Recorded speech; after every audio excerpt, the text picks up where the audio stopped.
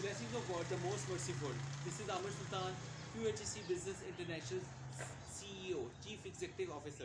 I hope you are following on my videos. Today I will be talking on chapter number 305. Before I proceed to chapter number 305, I would like all of you to subscribe my YouTube channel and press the bell button after doing that. Moreover, follow me on Facebook, Instagram, LinkedIn and Twitter. Thank you so much. Chapter number 305 is about management review.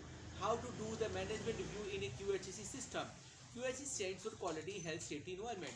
In a QHSE system which is comprising of quality, environment and health and safety, the management review should be done which should cover all the three areas of quality, environment and health and safety.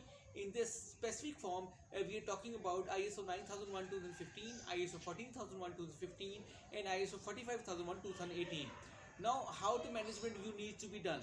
First of all, we have to give proper intimation and agenda to all the management people to come down to the meeting on a right time and at the right date which they had told. So in that the agenda, the most important things which needs to be present is about QHSE policy, QHSE objectives, QHSE SOPs, QHSE performance in the last previous year, previous internal audit done, what are the findings, how many NCs have been closed, how many NCs are remaining, monitoring and measurement. We need to discuss about the calibration, we need to discuss about the emergency preparedness and response, how it is effectively implemented all over the place.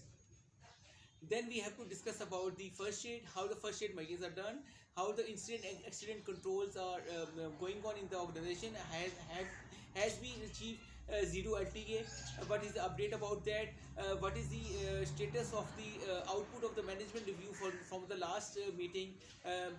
We need to discuss about the operations, how the operations are going on.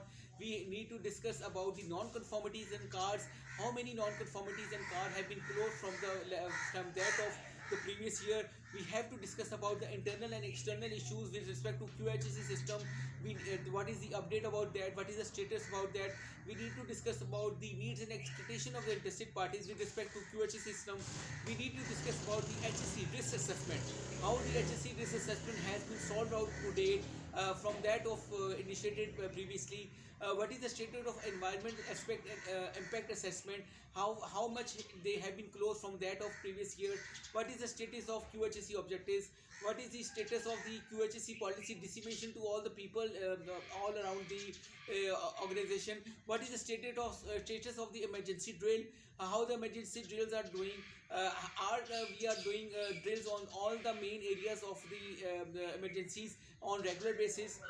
What is the status of the trainings, how the trainings are done, how the trainings are giving applicable and going well in the organization. What is the status of the laws, legislation we are about the quality, environment and health and safety. Are they being applied appropriately in the organization, are they being followed up appropriately according to the guidelines given.